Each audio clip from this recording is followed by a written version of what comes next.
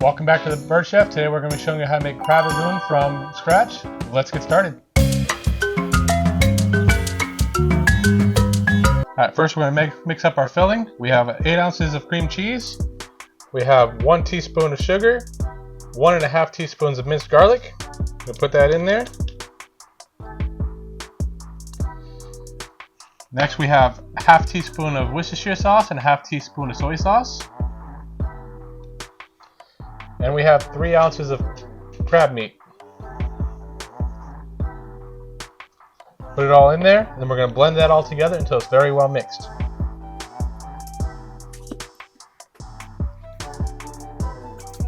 Alright, first up we're going to take our wonton wrapper. We're going to moisten the edge with some egg wash. This will help it so that it closes and seals easier.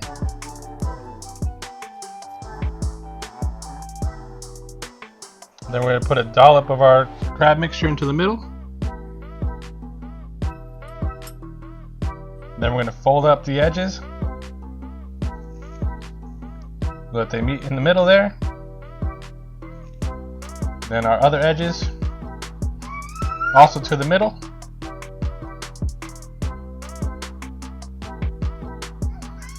Pinching along the way so that they seal up.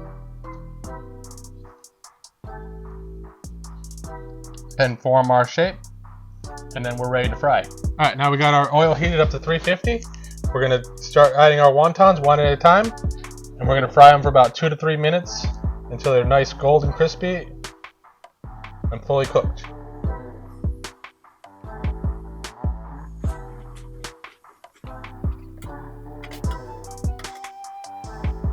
Alright, now that those have been in there for about 3 minutes, we're ready to pull them out.